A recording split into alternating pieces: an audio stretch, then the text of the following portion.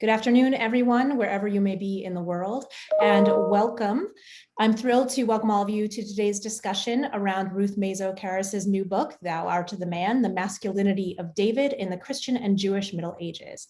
My name is Shana Hammerman. I am the Associate Director for Jewish Studies at the Taubes Center for Jewish Studies at Stanford. I want to plug right now that we send out a weekly newsletter. If you'd like to be included in that newsletter, you can just send your email address into the chat function to the panelists or to me, and I will include you on that. We don't have a lot going on over the summer quarter, but a ton to look forward to coming up next fall. I want to thank the Departments of History, Religious Studies, and Feminist Gender and Sexuality Studies for co-sponsoring this event with us today. Just to let you know how things will work, our panelists will be in conversation. Ruth will present, and then our panelists will be in conversation for a little while, and then we will open up for Q&A from you, our attendees. So please use the Q&A function at the bottom of your Zoom window to pose your question. You can type in a question anytime during the event, and we will do our best to respond to each of you. So welcome again, and I pass the mic to Rowan. Thank you, Shana. So it's my happy duty to introduce to all of you Professor Ruth Mesocaris.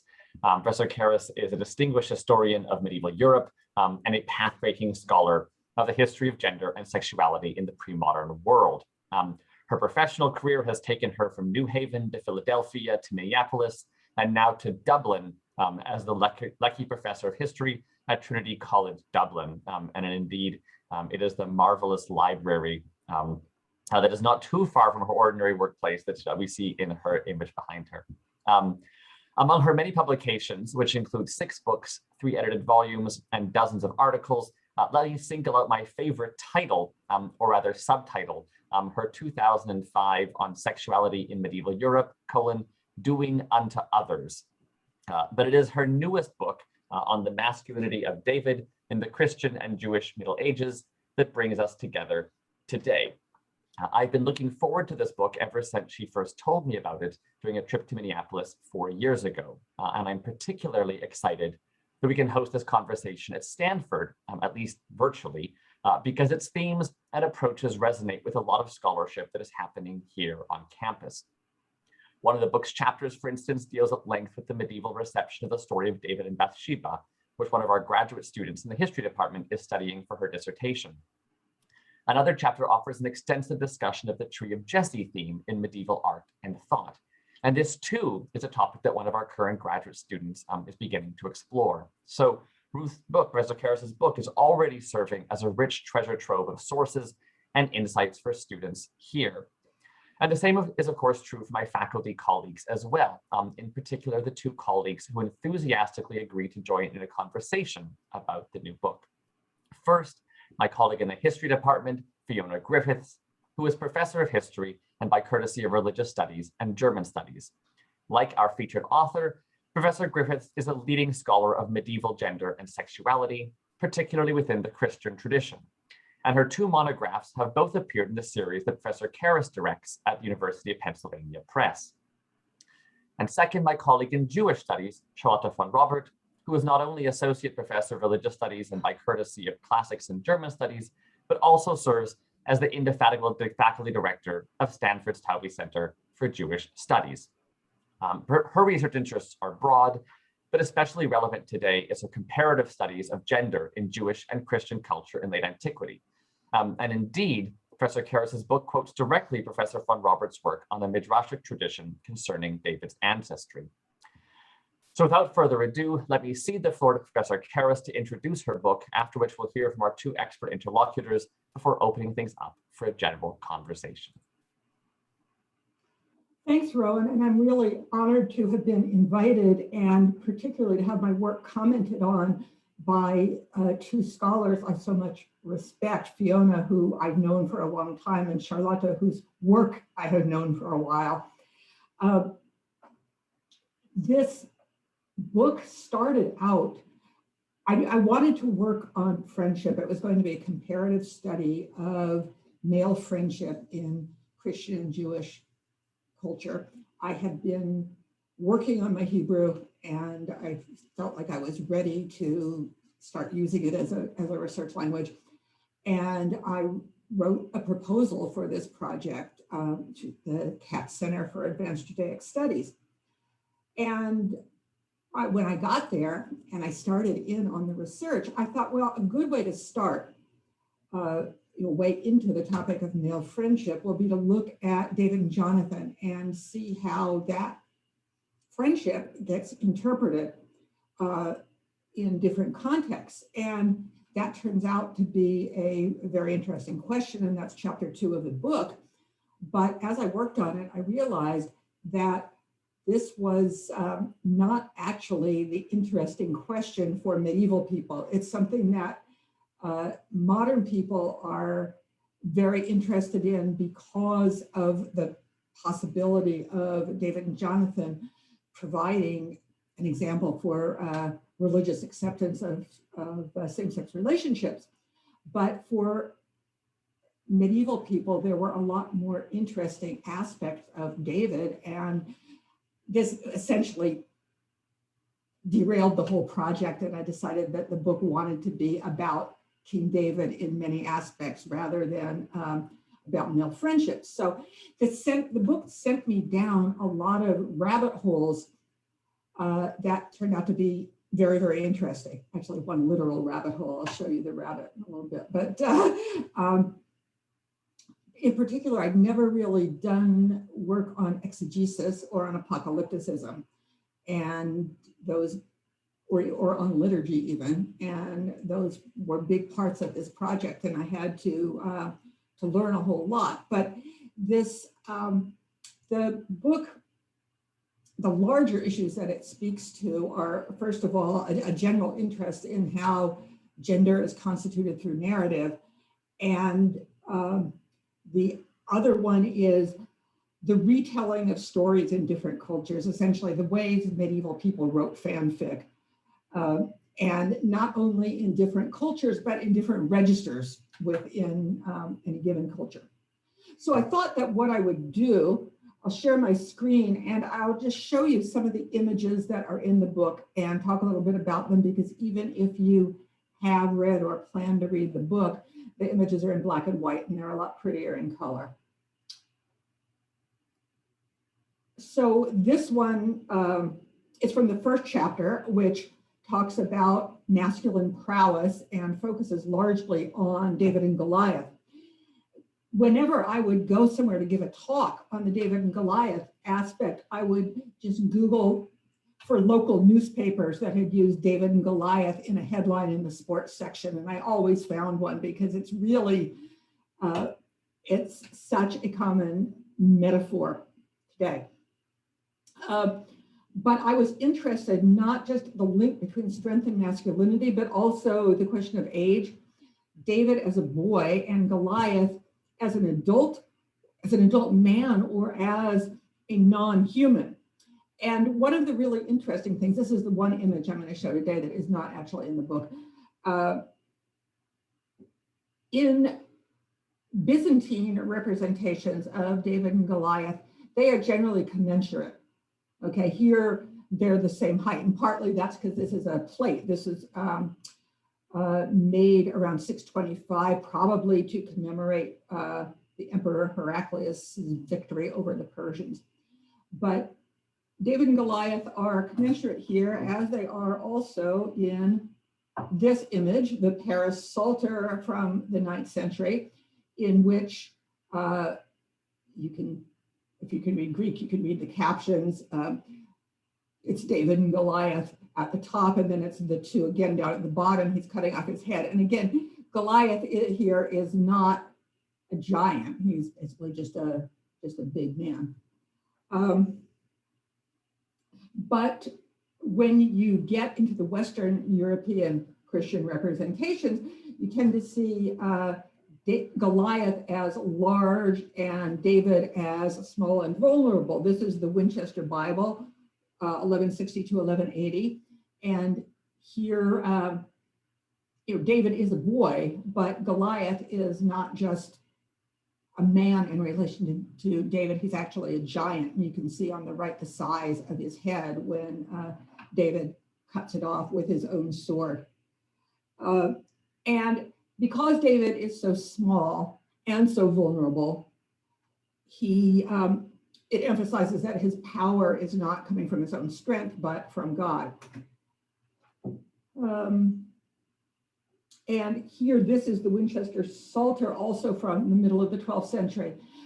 You see, in typical medieval fashion, this is David twice here. Here's David talking to Saul, and then David going to sling the stone at Goliath. And he's not only small here, he's very petite. He's wearing this very clingy outfit, and so you can see the outline of his limbs. He is a child here, small and vulnerable. And the Metz Pontifical from the early 14th century is one manuscript that plays with this vulnerability. Here is David as a bunny rabbit, possibly a hare. You can't often tell from medieval illuminations whether it's a rabbit or a hare. You get battles between rabbits and snails as a popular theme in a particular school of medieval manuscript illumination. And here you have the rabbit about to fight the knight with a snail on his banner. But the fact that the rabbit here has a shepherd's crook and a slingshot relates him to David and Goliath. This is, the page that this is on is the ritual for dedication of a church. And I haven't been able to find any relation between the image and the text. Just somebody thought this would be a cute image to put on the page. And that's true of a lot of the marginal images in this particular manuscript.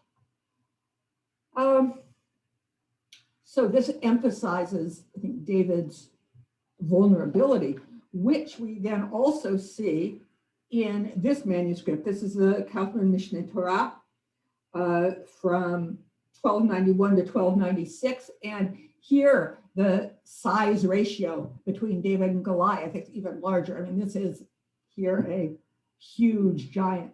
There's a difference in the text, depending on whether you look at the Masoretic text or the Septuagint, whether he's 6 cubits or 9 cubits. This giant would be, in relation to David, would probably be 9 cubits or more. But I don't think they're actually measuring it out that carefully. But the interesting thing about David here, or one of the interesting things in this text, is that he's wearing a crown. And in Christian representations of the David and Goliath scene, he is, I don't know of any before the 15th century that show him wearing a crown in this scene. And that, to me, is an indication this manuscript was, according to the art historians who have worked on it, was probably illuminated in a Christian workshop. That is, the style is very similar to what you would find in the region at the time. But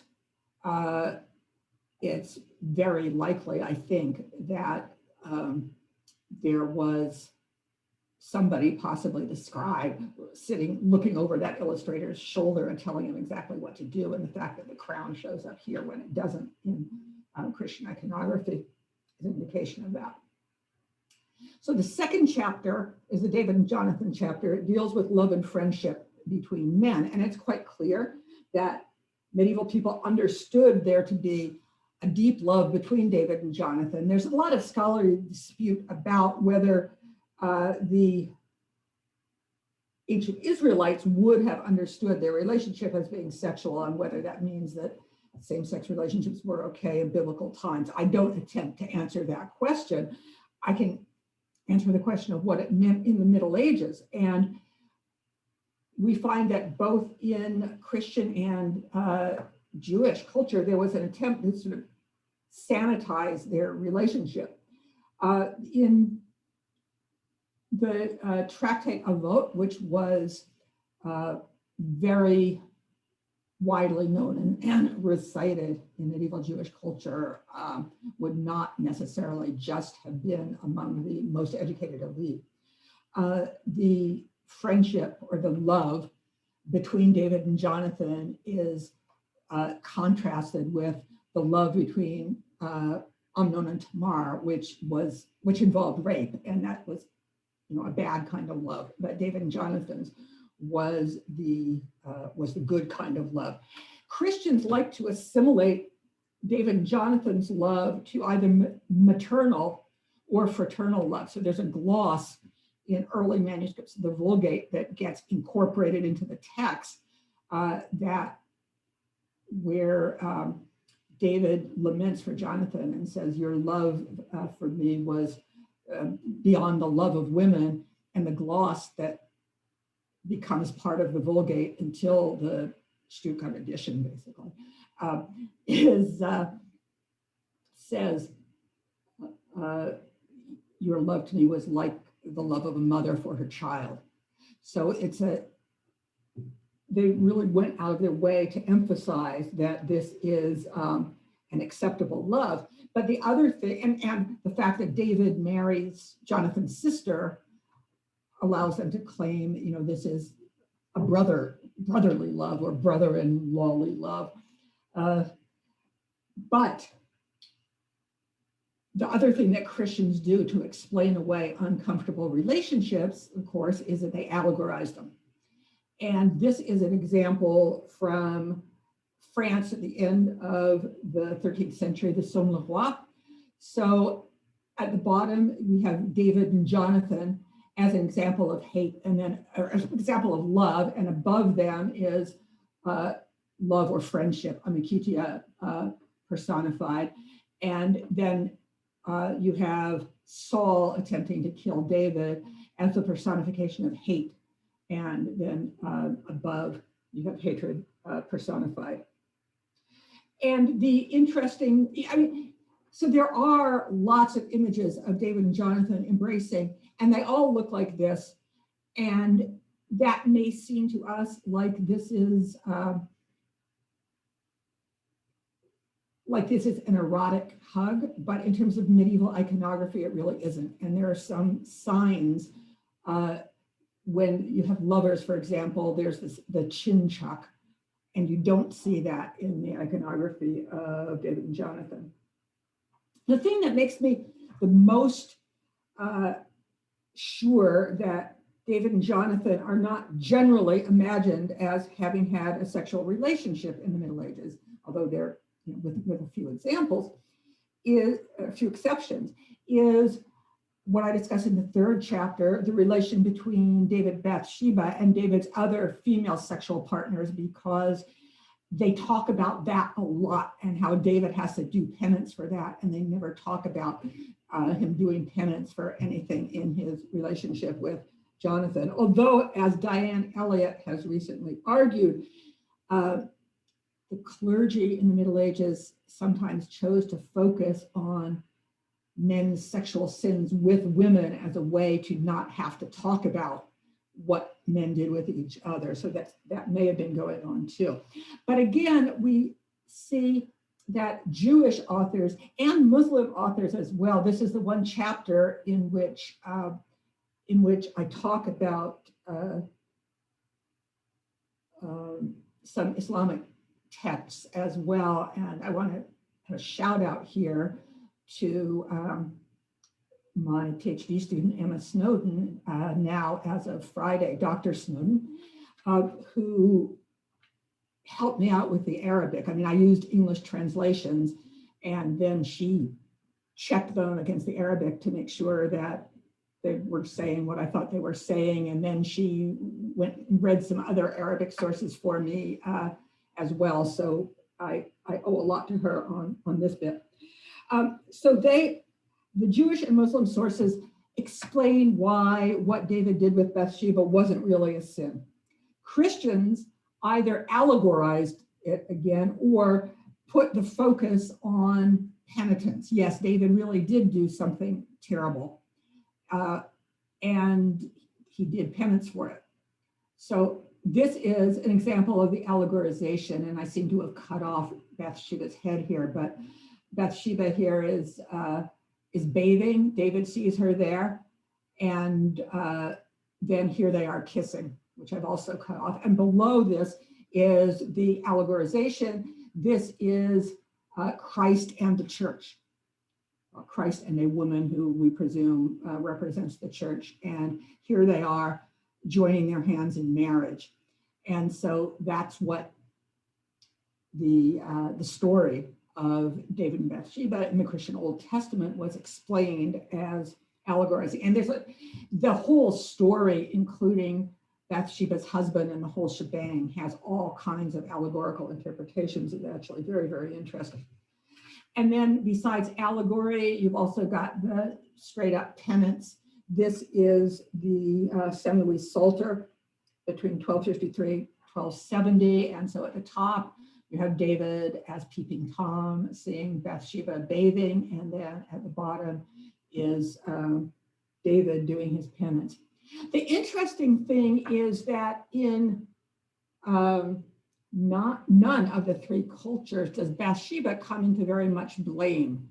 You would expect, the seductive woman to be blamed, and for the most part, she's not, although there are exceptions. But by the 15th century, you get, this is from a book of hours, and you get a number of illustrations like this in books of hours. So yeah, David is up there being the peeping Tom again, but the viewer is also being a peeping Tom and is focusing on the beauty of Bathsheba. Chapter 4 focuses, time do I have left here? Okay, real quick. Chapter 4 focuses on David as composer, author, and performer. And this is probably the most important role that he had during the Middle Ages. His authorship of the Psalms, which were all attributed to him, made him a prophet in all three religions. And the Psalms are particularly important in Christianity as they are all interpreted as being about Christ and the coming of Christ. So the three previous chapters dealing with strength and prowess, with bonding between men, and with sexual activity with women are things that we might naturally think of as being connected to masculinity. Writing the Psalms isn't, and that was one of the interesting things about working on this chapter, thinking about he's seen as a musician performing. Does his performance effeminize him? Because in fact, at one point in 2 Samuel, his wife, Michal, does think that his performance when he dances before the ark is feminizing him. Generally, composition, whether writing a book or music in the Middle Ages, is gendered masculine. And when David appears as a performer, the context in which he usually appears is in the author portrait in Psalms. So medieval texts very often have a portrait of the author as a frontispiece. And that's what's going on here on the, sorry, this is my left. I'm not sure whether you see it on your left. This is the Vivian Bible, which is from the mid-9th century. And interestingly, David here is apparently naked under the cloak, as he is described as stripping naked when he dances before the ark when they enter Jerusalem. But it's definitely it has to be understood as an image of him, not just as a performer, but also as author because of its placement in the book of Psalms. And then on the right is from the 13th century Northern French Masculinity, which is a Hebrew book. But again, here is David playing the harp. This is his attribute. This is what is most often associated with him in, I should have pulled up an image of this, but in the later Middle Ages, when David is depicted as one of the 9 worthies, and they each have something on their shield as their attribute. David always holds a slingshot as his weapon, even though he's depicted as being an old man. But on his shield appears the harp, and that's always his attribute. Fiona said she wanted to see David as acrobat in color, and unfortunately this image is not really beautiful color, but this is the Winchcombe Psalter, which is held in the library you see behind me here. And down here is Michal peeping out of the window at David dancing before the ark. Up here is the ark. So David's over here, a standard image with the harp and surrounded by his musicians. There's a double image here because it's got two different versions of the Psalms in the same manuscript. There are two different recensions. They're both there, so they each have their own starting image. And David performing here as an acrobat, I suggest in the book, and I don't have time to go into the argument now, but his performance as an acrobat or jongleur suggests possibly some sort of sexual deviance. And I don't think that the artist is meaning to depict David here as necessarily an acrobat by profession, but I think there is some connection going on there. And the last chapter deals with David as the founder of dynasty. And there are a lot of issues that came up in both Jewish and Christian culture around David's own birth. There was this need to explain why, if he's from a noble family, which in the Middle Ages, they were very concerned to claim that this person who becomes king out of nowhere was from a major family. Why is he out herding the sheep when Samuel comes looking for someone to anoint? And Jewish sources take this up more than the Christian sources, and this is where Charlotte's work was really helpful to me. But David's genealogy is really important because he is the ancestor of the Messiah in both religions. And this is where the tree of Jesse image becomes important. This is the one from Chartres. It's probably the best known one. And on the left here, you see the whole image. So you have Jesse at the bottom, lying there with the tree of his descendants, Mary next to the top, and then Christ at the top. And on the right here is the close-up of Jesse with the tree growing out from between his legs, a phallic image if I've ever seen one. And the dynastic issues that this creates are become really interesting in Christianity precisely because the family tree is transmitted through a woman. And this, in the period when this image starts to be really popular, and particularly in the Ile-de-France, it is a period when inheritance and whether it can pass through a woman, particularly inheritance of the crown, is somewhat contested. And the Capetians themselves want a claim descent from Charlemagne, but it comes through a female line. So I suggest that the popularity of this image may have something to do with this.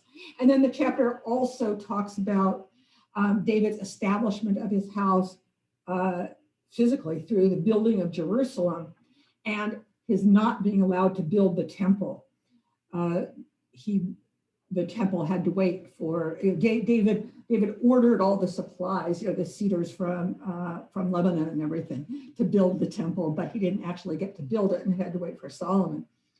And David's association with Jerusalem and with and the way that's been deployed in the modern state of Israel is something that I don't really go into in the book, but it's a way in which the story of David has relevance today beyond David and Goliath in the sports pages. And so I think I'll stop with that, having given you a quick tour, and welcome comments.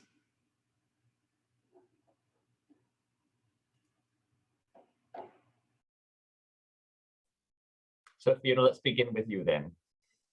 Right, thank you so much. Thank you, Ruth. Thank you so much for this really fascinating discussion of a book, which I've already told you I enjoyed enormously reading. I think, thank you most of all for this book, which I think is simply wonderful and inspiring in so many ways, which I think will be hugely important for research going forward.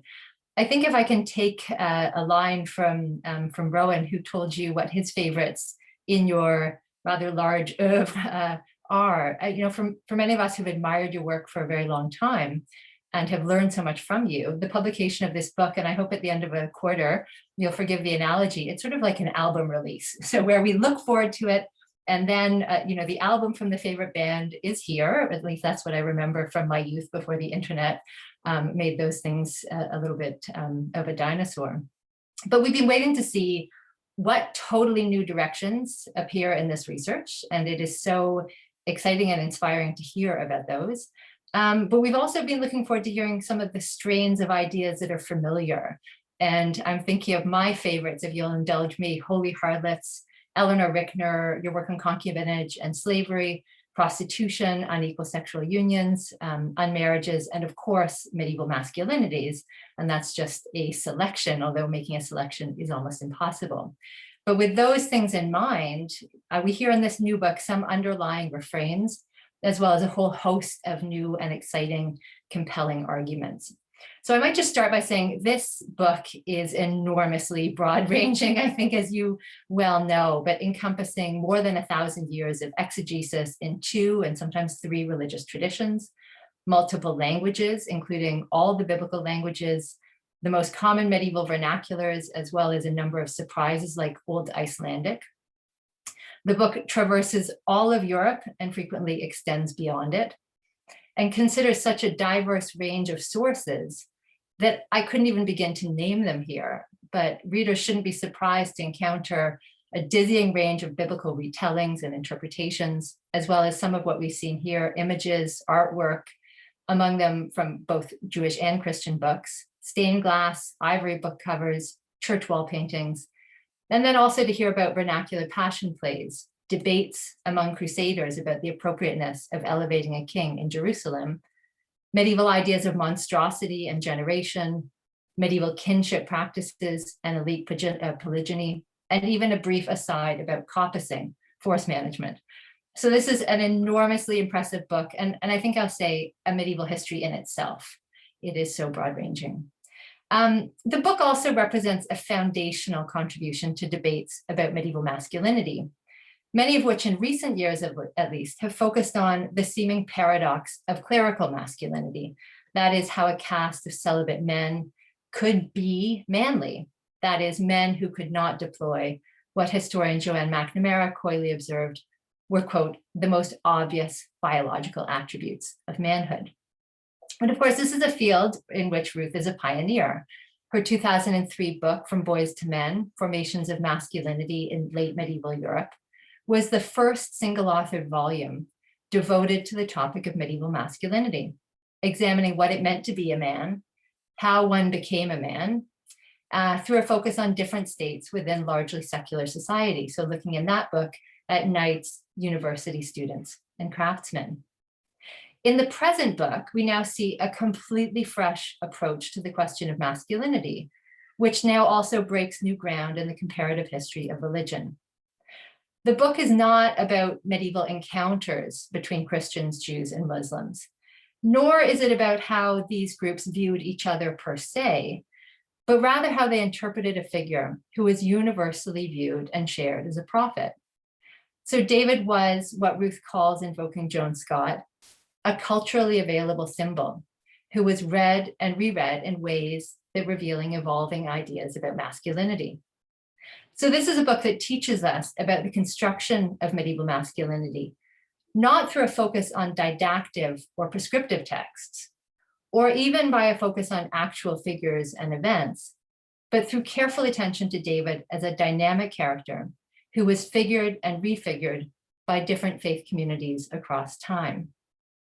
And at the same time, while the focus of the book is on the masculinity of David, it is truly a wide-ranging study that opens up many other new vistas.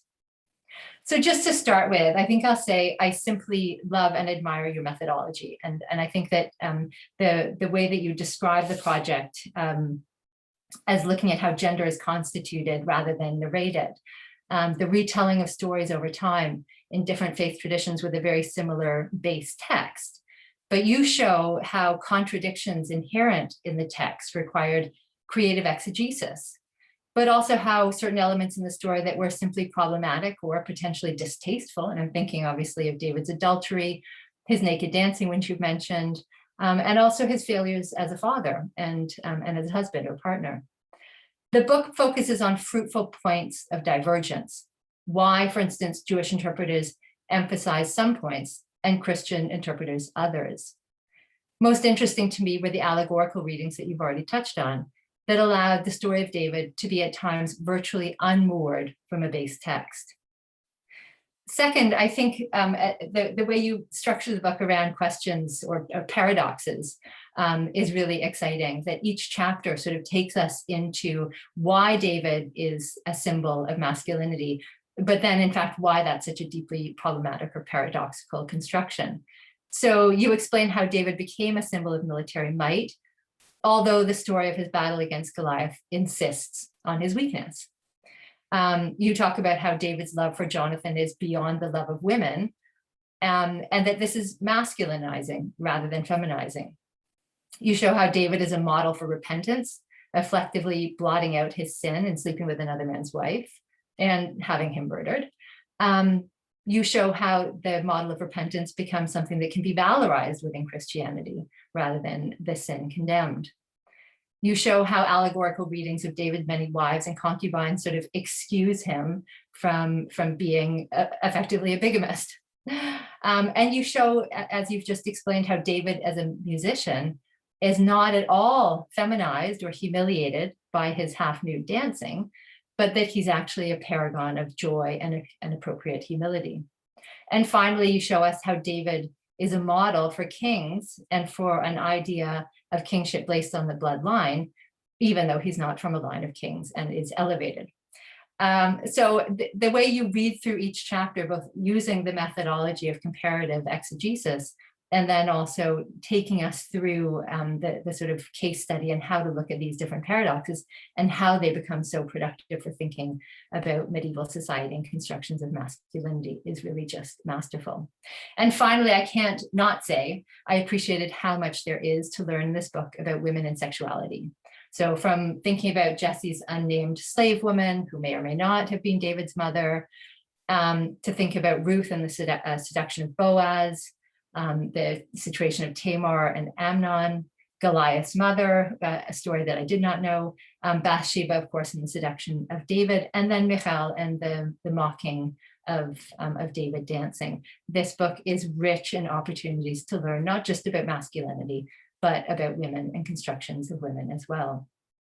So there are some questions that I'd like to raise for discussion and look forward to hearing your thoughts. But I think the first one that I wanted to ask is really about masculinity and just looking back to From Boys to Men, a book in which you suggested that woman is not always the counterpoint against which masculinity is constructed, but that often boyhood is the foil to manhood. So rather than seeing men constructed in opposition to women, men constructing masculinity in opposition either to different men or to different stages of boyhood or manhood. In Thou Art the Man, the motifs that you compare masculinity to are most often those that are seen as feminizing. So David's dancing, his music playing, and I just wondered if you could say a little bit more about your thinking here on the reinscription of a gender binary. And just sort of building off of that, many of the stories about David that are include elements that could be seen, and I guess the question is by us, by medieval people, as feminizing. So going back to the dancing or weakness with respect to Goliath. And I wondered what places give us an opportunity to see a construction of masculinity that is surprising. So if just thinking maybe a little bit about points in time where maybe the construction of masculinity changes, or as you draw attention to ways in which different faith groups, maybe because of their historical situatedness, have to construct masculinity in quite different ways. But I'm also thinking about things like the 12th century Reform movement that obviously marked such a watershed for those scholars who focused on clerical celibacy as being the greatest problematic for medieval masculinity. But I'm also thinking about Peter Brown's work on late antique manliness and sexuality. So in terms of the David and Bathsheba story, the idea that David sort of gets it both ways because he gets to exercise his sexual prowess, but he also gets to make amends for it and be forgiven. So, but in terms of thinking about Peter Brown's work on manliness and sexuality, the idea that too much sex is feminizing. And I'm thinking too about Joan Cadden's arguments about sort of the loss of heat that comes along with too much sexual activity, in which case the male body becomes feminized. So does David get it both ways, or does his excessive sexuality, in fact, kind of drain his masculinity?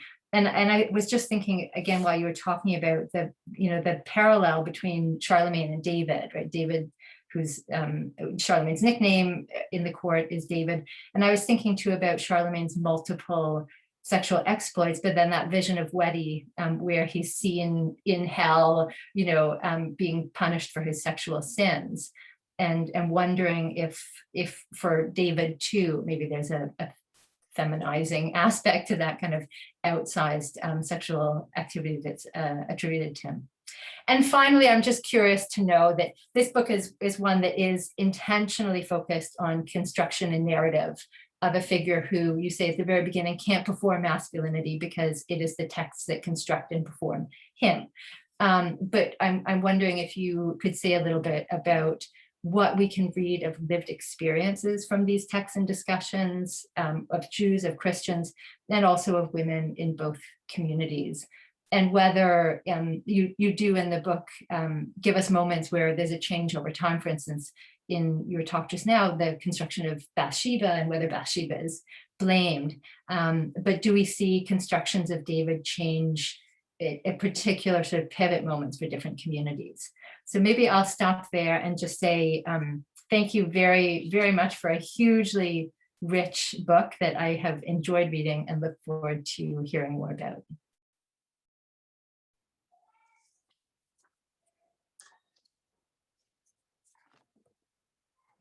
Your attention, please. Federal and local regulations require all. So our dear visitor Robert is joining us from the airport today. Rowan, hence sorry. the announcement in the background, which will cease in a moment. Over to you, Professor Robert. I was trying to avoid this. Thank you. Can you hear me, Rowan? Can you? Okay, great. So as Rowan said, I'm joining from the airport for family reasons. And I will keep my remarks at the end short. Thank you, Fiona, for being so comprehensive in your response. But most of all, I want to thank you, Ruth, for writing. And here I join my fellow panelists. Thank you for writing this book and agreeing to share in the conversation with us at the end of this pandemic year, which I guess I signal by speaking through a mask since I'm sitting at the airport. So this is really wonderful. And I want to join Fiona in thanking you for the admirable way in which you connect, and here I add that emphasis, in which you connect a vast array of Christian and Jewish, and then in sometimes Muslim sources, Islamic sources, ranging from biblical to medieval literature, folkloric and artistic sources, and in the way in which you weave together the many ways in which the figure of David as fighter, as king and lover shaped the imagination of medieval people, Jews and Christians, who created the retellings of the biblical drama around the second king of the biblical people of Israel and represented it. The control you have over such a vastly diverse linguistic sources is just mind-boggling, including on how you can work with the Jewish, the Talmudic, the late antique sources, and so on. And the outcome is a book that shows how deeply to this day, as you point to in your conclusion, Jews and Christians are invested in the dazzling and complex story of David's rise to kingship. What a wonderful idea also to consider the late antique and medieval retellings of this story in light of the masculinity or masculinities, really, these contributed to shaping. This works beautifully as a unifier of thinking about masculinity and its cultural production, and at the same time as a multiplier of aspects of masculinity through the complex story of this male figure that is made to shape the story of the ancient people of Israel, and the late antique emergence of the religious formations that we refer to as Rabbinic Judaism and Christianity, as both meet the David story, not just for historical purposes, but for their respective messianic stories. As multiplier, I would say, or what I mean by multiplier, I guess, masculinity is not limited merely to sexuality, as you show in your telling of the David story inflected by penitence, when you focus on the Bathsheba story and its interpretation, or to aggressiveness, when you focus on the David and Goliath story in the first chapter on prowess, which is inflected by impiety. But you also expand, importantly, to friendship and love around the readings of the relationship between David and Jonathan, in which I saw love, to creativity as an aspect of masculinity around the story as David as author, poet, and musician. And here I would suggest, or I would think about whether there is a way, of course, that would make a large project even larger, to compare this masculinity, or the way masculinity is reflected around David as author, poet, and musician, with his son Shlomo, who is known as as you know, as a poet of the Song of Songs, of Mishle, and so on, and whether there is more to learn there in comparing those two kings as creators. The book is beautifully done, and it leaves me wishing we had an equivalent story cycle to allow us to tell the story about femininity in a more complex way, not one that usually is suspended between Eve and Mary, between sex and maternity. The book of Ruth, of course, would have something to offer along those lines, but even there we are limited in the ability to tell a more complex story about femininity, as you so beautifully can do around the story of David. Lastly, I want to emphasize your beautiful way of handling the Jewish sources by not just focusing on rabbinic and Talmudic sources as the normative sources that shape medieval Jewish masculinity, but you use and you draw on a variety of sources, the Shmuel book, the mystical sources in Kabbalah, Kabbalistic midrash, the midrashic sources, and you get at different ways to at least tentatively have a sense of folklore in the Jewish case. And in this sense, I see you in a way working as an important corrective to Daniel Boyarin's work and those like him, where Jewish masculinity was represented. I mean, Boyarin in a way thinks about Jewish masculinity prior to Zionism in a more uniform way, when he wants to emphasize the feminization of the Jewish male, and you in your book show how this story is actually much more complex. The Talmudic representations of masculinity may point in that direction, by your way of drawing on these variety of sources. You have a way to complexify that story a little bit. So with that, I want to conclude and look forward to the conversation. And Rowan, maybe if you can.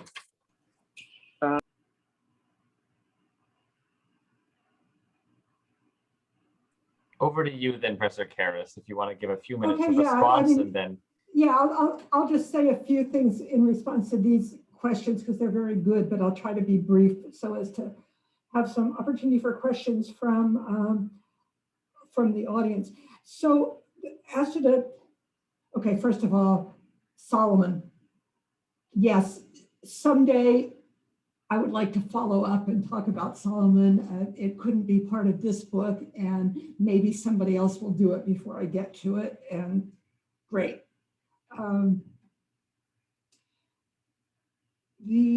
Is there a more complex way of talking about femininity? Well, I mean, there isn't, in one sense, there's not a single character you could do it with. I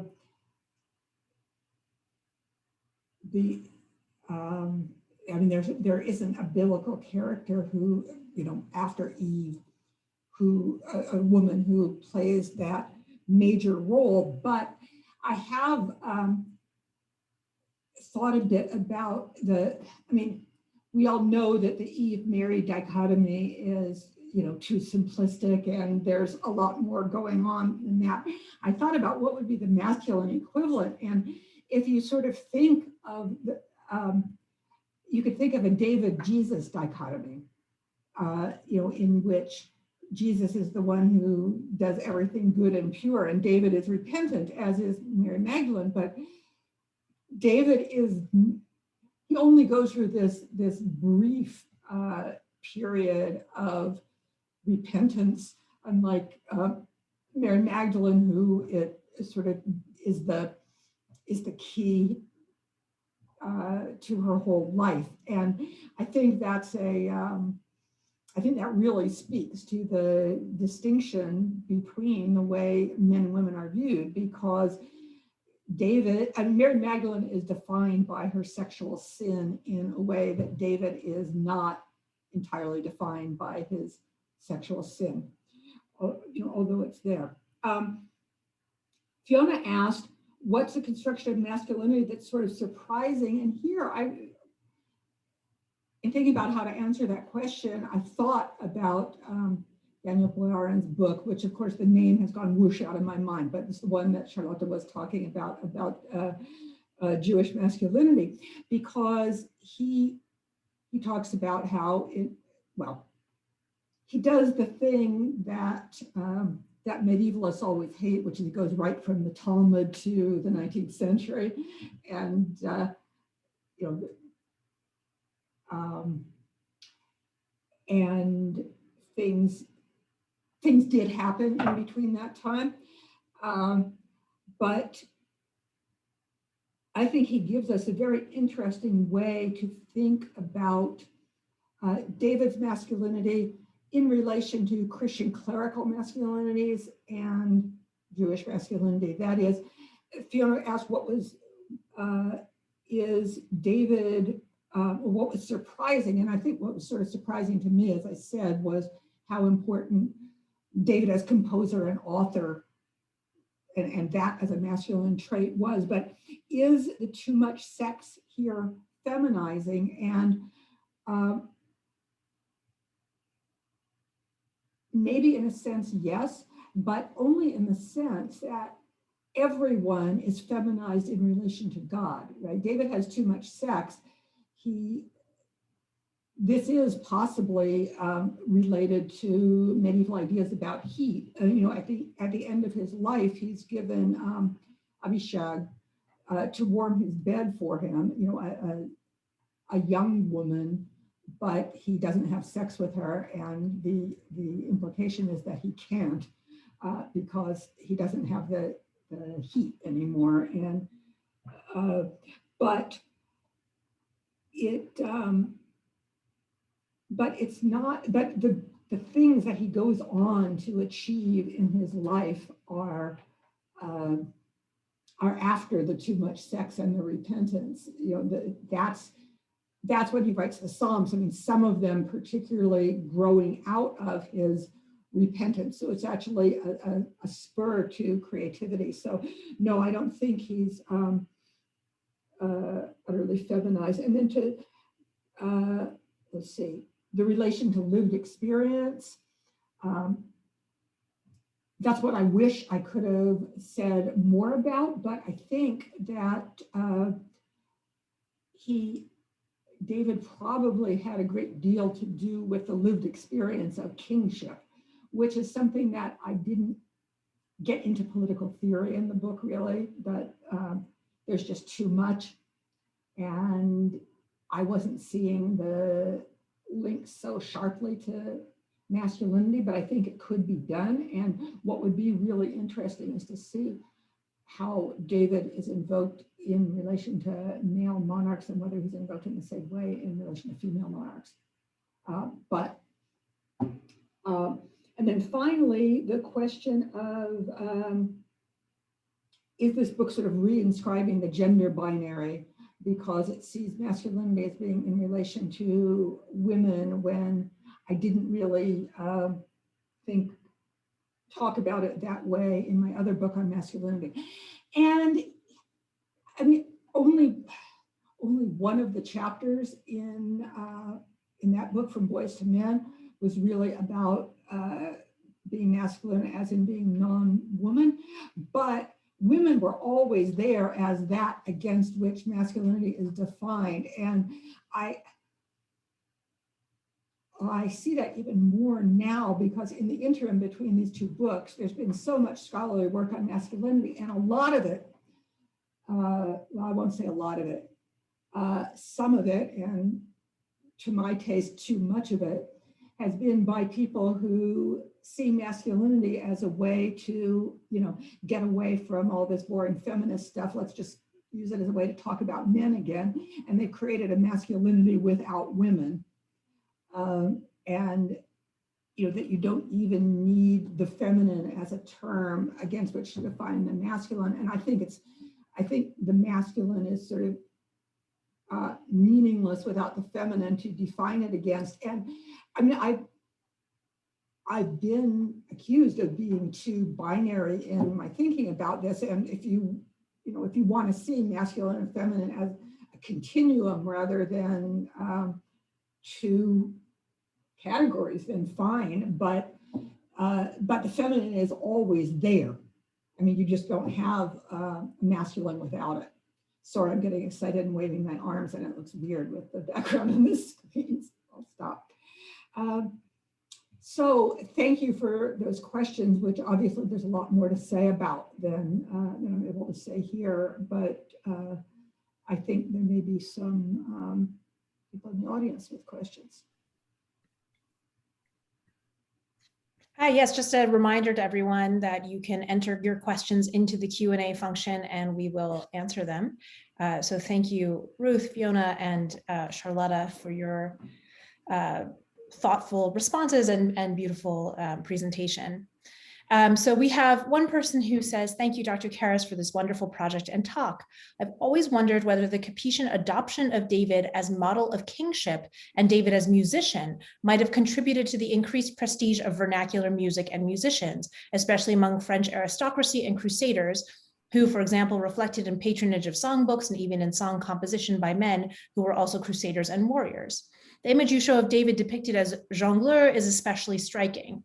Could you comment on whether you found that his representation as musician might have changed across time?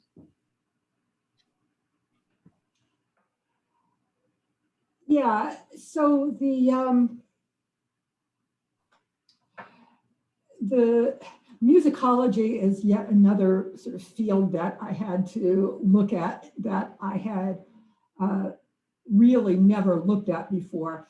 And as far as I can tell, the representation of David, I mean, there's been a huge amount written about what kind of musical instrument is he using, and is it a harp or a lyre, and when does it change? And that, I haven't talked about, but I think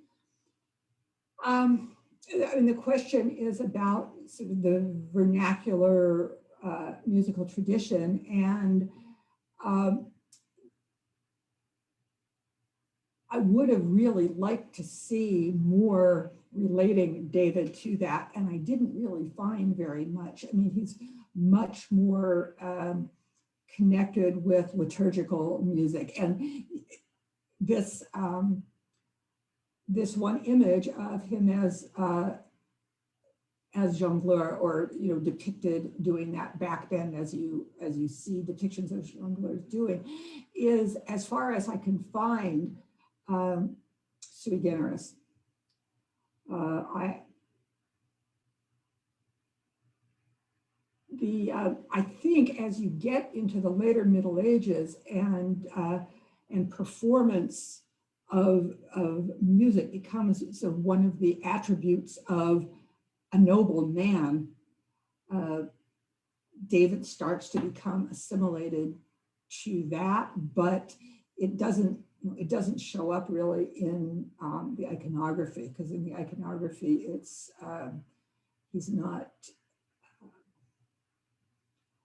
really so much of a minstrel as a liturgical performer, except now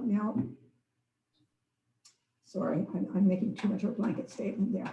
David is shown in two different contexts as a musical performer, and one is performing the Psalms, so singing in praise of God, and that's more liturgical. But he's also shown as in that example I gave from the Somme le Roi, where David, Saul trying to spear him as an example of hate. David performs for Saul. So Saul has, essentially probably depression. David is brought to play the harp for him and to help his mood. And Saul likes it and keeps David with him, but sometimes he gets, upset and attacks him. And he also, attacks him later as a threat to his kingdom, but he does it earlier on also. And there, David is perhaps much more assimilated to the musical performer, performing for a nobleman, rather than the nobleman performing music, himself as part of the training of a courtly gentleman. So this is something I could have dealt with more, but not in this book. I think the point about the both patronage and song composition by crusaders is a really interesting one, and I hope somebody will follow that up. Great. Okay, another question, this about David and Jonathan. Is the platonic love between men as portrayed in David and Jonathan seen as a purer, higher love than romantic pursuits of women? This strikes me as incredibly similar to, say, Lancelot's relationship with Arthur as opposed to the fall of his relationship with Guinevere. Is that moral parallel ever drawn by medieval writers / artists in these different faith traditions throughout the Middle Ages? I don't think it's there explicitly, but I think it's very much there implicitly. The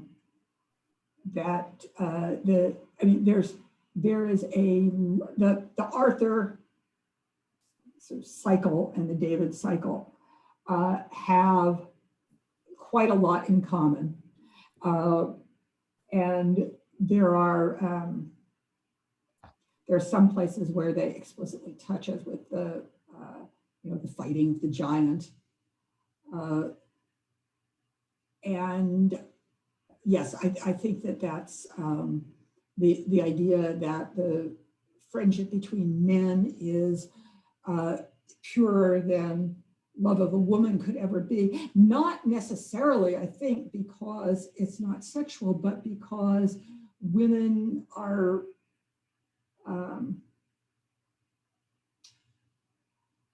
they're sort of weaker mentally. They don't have the ability to form the same kind of bonds of loyalty and so on, I think, is the the theme that's shared there.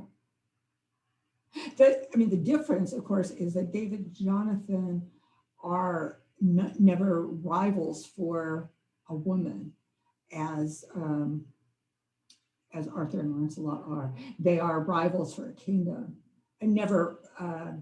But Jonathan never tries to claim the kingdom.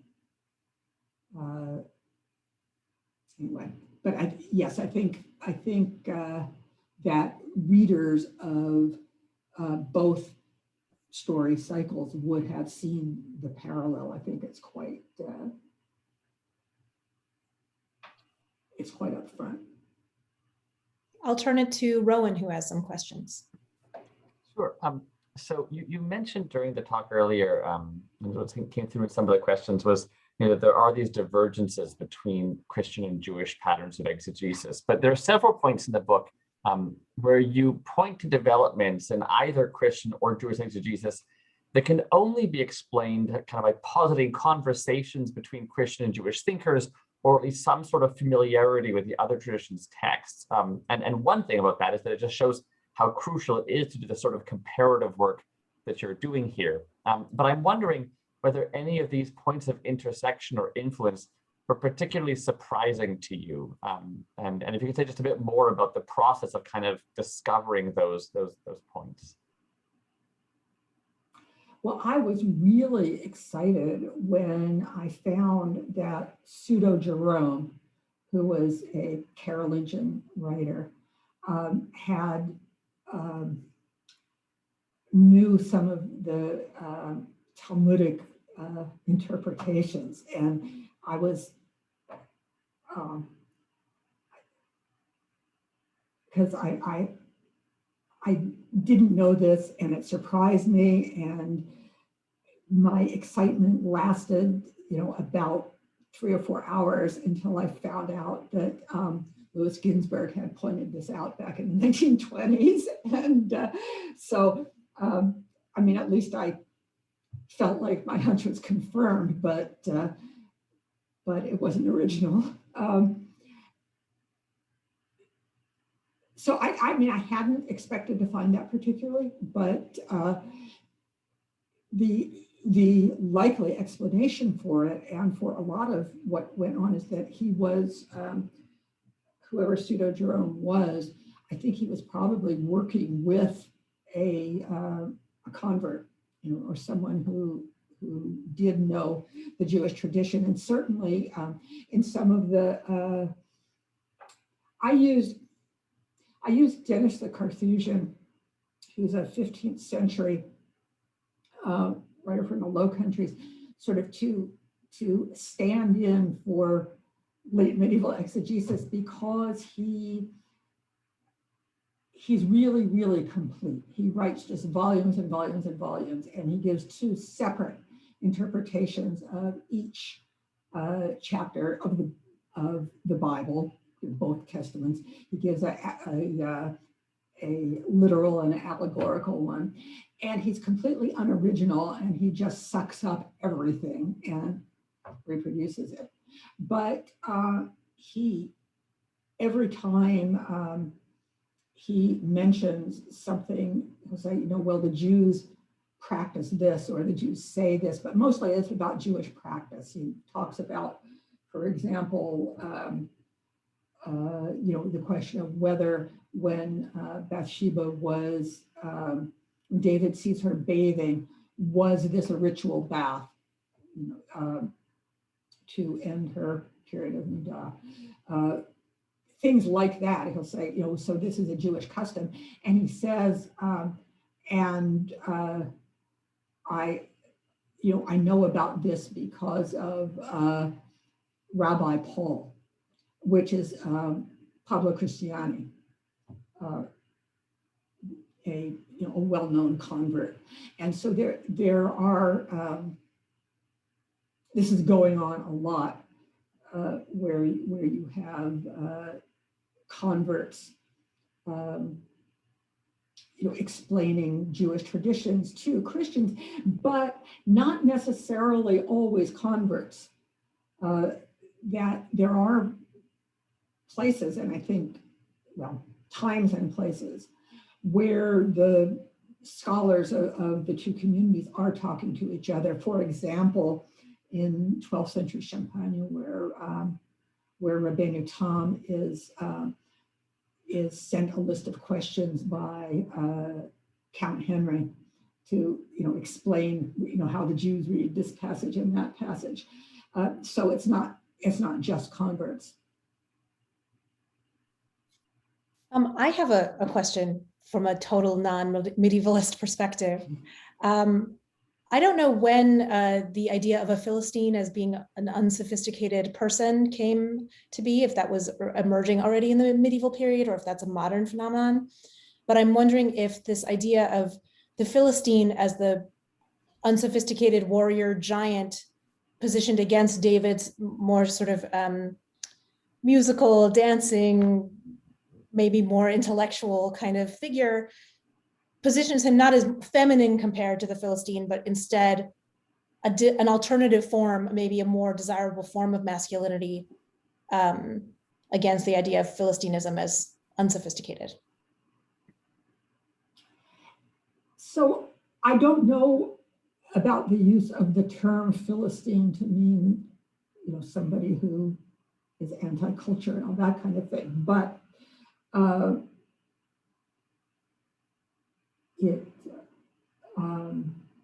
my guess is that it's early modern. It just it sounds like something a 16th or 17th century preacher would have used. But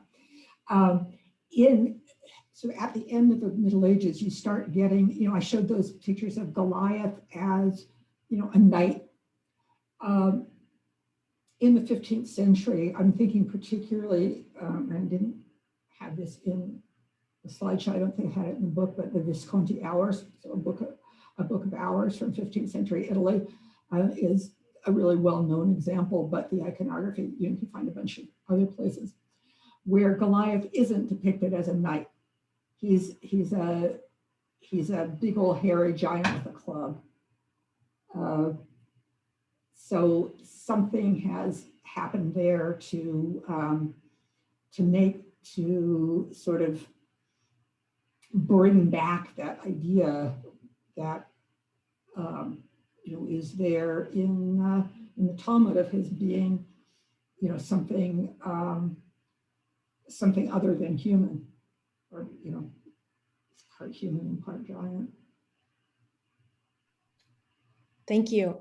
We're just about out of time here, so I just want to wrap this up. This was a really rich conversation, and clearly this book that you wrote, which is so comprehensive, could have even included more. And it feels to me like this is the beginning of a conversation about biblical figures like David, and ideas of gender, sexuality, masculinity. So thank you so much for starting this conversation and visiting us. And we hope in the future you'll visit us in person. So thank you, Ruth. Thank you, Fiona. And thank you again, Charlotta, and especially to Rowan for organizing this, this wonderful conversation. And I will stop the recording now. Thanks, everyone.